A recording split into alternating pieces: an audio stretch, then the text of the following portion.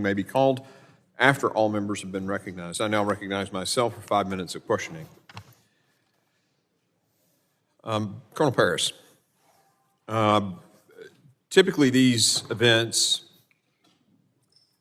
do they typically have two control rooms or two sort of tactical operations areas where the Secret Service is in their sort of spot and the local law enforcement is in their sort of command center? Is that how it's typically done? I would say from my experience and from state police operations, to include this event as planned in our operations plan, we had integrated communications by having our PSP personnel in the Secret Service command post. So your person was in there, in that command post on this event? Yes, sir. Do you know if the local sheriff had anybody, or the deputies that were also provided, the local guys? I would be remiss at this point to say I knew an exact listing of everyone in that command post. The sheriff yesterday told us he did not. Would you expect him to have had somebody there? So I would say generally there's a lot of talk about interoperability and communications. The state police, for example, operate our own statewide radio network. So we have the ability to, if we have an incident, a long protracted incident, for example, where we need to patch other agencies in, we have the capability to do that. However, Secret Service, for example, maintains some additional encrypted communications. So the best way to integrate unified command is physically present in the correct, command that site. would be our. Yeah, that's how the Army does it, the military. I would expect our commanders to have personnel in there so that we could have radio communication as well as a redundancy in the operations plan with a telephonic backup. Do you know if in this particular case, I mean, normally they sweep these sites with dogs. Was a K-9 team used here for this event? I do not know. I have not seen the Secret Service operations plan. I've asked for it. I have yet to receive it. I did double check. That was something that PSP could typically offer to the Secret Service if they requested it. And I did verify that in this event, we did not provide any dogs. Okay.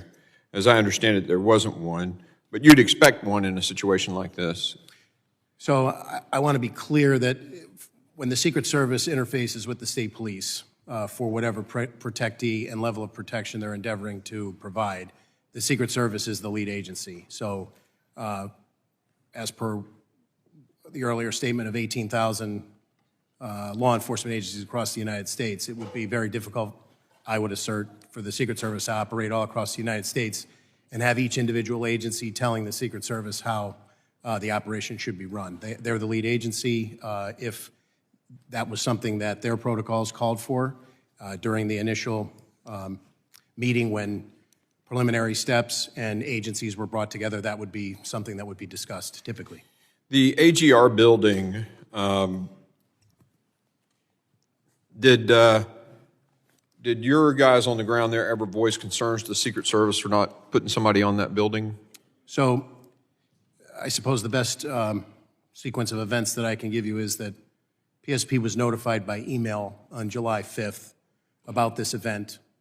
There was an initial planning meeting where we had commanders present on Monday, July 8th. So over Tuesday the 9th and Wednesday the 10th, those commanders that we designated, basically our orders are from the front office, my team on down. You know, we work collaboratively with the Secret Service, collaborate, give them what we can. The final walkthrough occurred on the 11th. Present at that meeting were the two commanders that were tasked with both staffing the security checkpoints on the interior of the secure perimeter, as well as the commander who was going to be in charge of the motorcade. But in addition to that, a PSP area commander was on that walkthrough, holding the rank of major. Could you share a little bit of insight? I appreciate the timeline, but could you share a little bit, because I only have about a minute. I apologize. Yeah, the specific to the AGR building.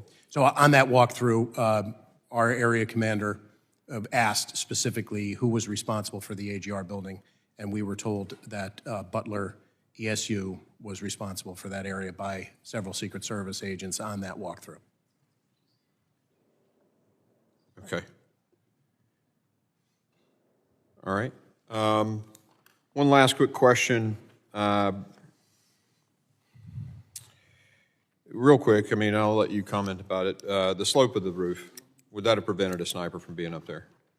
I don't believe so, sir. Okay, thank you. I yield. I now recognize the ranking member for his 5 minutes of questioning. Thank you very much.